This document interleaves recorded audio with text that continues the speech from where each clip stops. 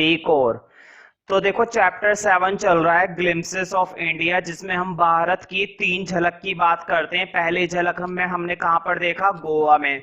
दूसरी झलक में इस समय हम कहां पर देख रहे हैं? कुर्ग में। और तीसरी झलक हम कहां पर देखेंगे? असम में। गोवा फेमस था रोटियों के लिए, कुर्ग फेमस है वहां की बहुत ही ज्यादा घूमने लायक जगहों के लिए। वहां पर रहने वाले लोगों के लिए, लोगों का कैसे ओरिजिन हुआ है उन चीजों के लिए, वहां पर किस किस तरह का खाना होता है, कौन कौन सी नदियां हैं, कौन कौन से जानवर हैं, वहां के जो एवरग्रीन फॉरेस्ट है उनके बारे में। मतलब कुर्ग भी घूमने लायक जगह है, एक अच्छी खासी झलक है देखने लायक। और बाद में देखेंगे असम के बारे में। तो फिलहाल हम कुर्ग की स्टोरी कंप्लीट कर चुके हैं और अब जरूरत है कि हम इसके कुछ क्वेश्चन आंसर को और देखें। तो ज्यादा समय वेस्ट ना करते हुए क्वेश्चन आंसर पर आ जाते हैं। Where is Coorg? कुर्ग कहाँ है? तो देखो ये क्वेश्चन तुम्हारा आया हुआ भी है। Coorg is situated in the Midway between Mysore and the coastal town of Mangalore. Coorg स्थित है मैसूर और मंगलोर के बीच रास्ते में। मतलब मैसूर और मंगलोर के जो कोस्टल टाउन है वहां से होता हुआ क्या जाता है? Coorg. It is the paradise on this earth. Paradise का मतलब होता है स्वर्ग। ऐसा माना जाता है कि पृथ्वी पर इसको क्या बोला जाता है? स्वर्ग। स्वर्ग समझते हो ना, जहां पर बहुत ही बढ़िया चीजें हो, जहां पर जाने का सबका सपना हो। तो तुम अगर घूमने जाओ कुर्ग, जैसा कि हमने कुछ कुर्ग के बारे में जाना है और कुछ फोटोज देखी थी, तो उस हिसाब से हम अंदाजा लगा सकते हैं कि जो कुर्ग स्थान है वो बहुत ही अच्छा स्थान है, हम इसे स्वर्ग कह सकते हैं। it must have been drifted from the kingdom of God। Kingdom का मतलब होता है राज्य और गॉड का मतलब होता है भगवान। मतलब ऐसा कहा जाता है, मतलब ऐसा बोला जाता है कि इसको कुर्ग को कहां से लाया गया है? भगवान के राज्य से। ड्रिफ्टेड का मतलब होता है लाना। मतलब हम इस राज्य को कहां से छीन कर लाए? भगवान से। भगवान के यहाँ से स्वर्ग यहाँ पर बसाया गया है पृथ्वी पर। तो कितनी बड़ी बात बोली जा रही है कुर्ग के लिए। तो हम अंदाजा लगा सकते हो, जब इतनी अंधाधुंध हम इसकी तारीफ कर रहे हैं तो जरूर इसने जरूर कुछ ना कुछ ऐसा होगा जो घूमने लायक होता है। Write down Alexander story about Coorg descent. Descent का मतलब होता है वंशज, और अलेक्जेंडर तो तुम्हें मालूम है, हिस्ट्री में इसके बारे में जाना होगा। खैर हम हिस्ट्री तो नहीं पढ़ रहे। क्वेश्चन ये है कि अलेक्जेंडर की जो स्टोरी है उसका क्या लेना देना है कुर्ग के वंशज से। मतलब कुर्ग के अंदर आज के जो लोग हैं, जो आज वहां पर रहते हैं, कुर्ग में रहने वाले लोग क्या बोले जाते हैं? कुर्गी। तो जो कुर्गी है उनका अलेक्जेंडर की कहानी से क्या लेना देना है? तो मैंने तुम्हें पहले से कहानी में बता रखा था कि जब अलेक्जेंडर की आर्मी यहां पर आई थी, अलेक्जेंडर की सेना लड़ाई के जरिए यहाँ पर आ गई थी, तो वो वापस नहीं जा पाई थी और कुछ सेना यहीं पे रुक गई थी। तो उन सेना ने यहीं के लोगों से शादी कर ली और यहीं पर वो बस गए, और आज भी वहां पर तुम्हें ये सब देखने को मिलता है। आंसर देखते हैं। कुर्ग्स आर द ग्रीक और अरेबिक डिसेंट। कुर्ग जो है वो ग्रीक और अरेबिक दोनों के वंशज हैं। मतलब ग्रीक के भी रहने वाले लोग होते हैं यहाँ पर और अरेबिक भी, क्योंकि कुछ लोग तो यहाँ पर पहले से ही रह रहे थे और कुछ अलेक्जेंडर की आर्मी की वजह से आ गए।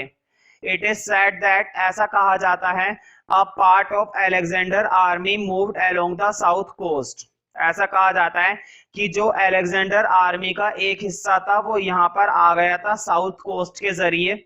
When their return becomes impossible, और फिर इनका वापस जाना पॉसिबल नहीं हो पाया। इनका वापस जाना कैसा हो गया? इम्पॉसिबल, मतलब वापस से जा ही नहीं पाए। दे सेटल्ड देयर, और वह यहीं ठहर गए।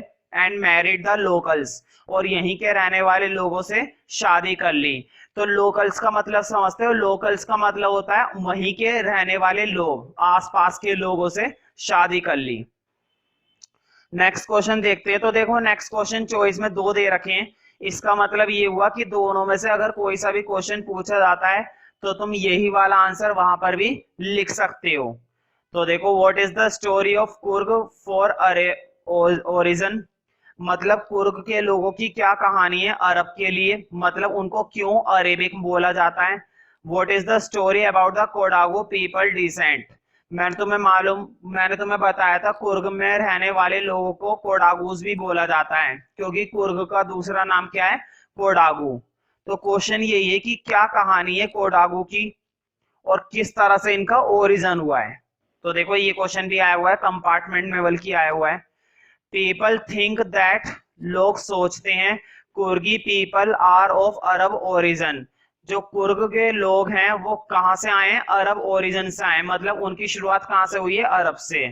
कोडागूज वर वियर लॉन्ग, जो कोडागूज होते हैं वो पहनते हैं लंबा ब्लैक काला coat with an embroidered waist, और उनकी कमर पर एक कढ़ाईदार कमर बंद लगी हुई होती है, वो भी कढ़ाईदार, नोन एज कूपिया, जिसको पर्टिकुलरली क्या बोला जाता है, कूपिया।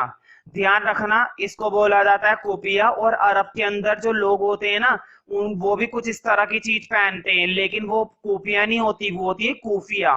ठीक है, देखो लिखा हुआ है इट रिसेंबल्स द कूफिया, ये किससे मिलती जुलती थी, कूफिया से। रिसेंबल्स का मतलब होता है मिलता जुलता, मतलब बिल्कुल ये दिखने में कैसी लगती थी, कूफिया की तरह। एंड द सेम इज वोन बाय अरब्स एंड द कुर्ड, जो कौन पहना करते थे, अरब और कुर्ड, मतलब कुर्ग में रहने वाले लोग कूफिया पहनते थे और अरब या कुर्ड वाले लोग कूफिया पहनते थे। तो इस वजह से इन लोगों को कभी कभी कुर्ड भी बोला जाता है, और यही रीजन है इनका अरब और ग्रीक कहलाने का। लास्ट क्वेश्चन देखते हैं, डिस्क्राइब कुर्ग्स वेदर, कुर्ग के मौसम के बारे में बताइए। When is it the most pleasant for the tourist to visit Coorg, कब यहाँ पर सबसे अच्छा रहता है टूरिस्ट बनकर वहां पर घूमना, मतलब सबसे बढ़िया कब रहेगा। Coorg is the home to evergreen rain forest, Coorg जो है सदाबहार रेन फॉरेस्ट का क्या माना जाता है, घर। 30% of this district is covered by evergreen rain forest, कम से कम 30% इस डिस्ट्रिक्ट का इतना हिस्सा 30% ऐसा हिस्सा है जो सदाबहार वर्षा वनों से ढका रहता है।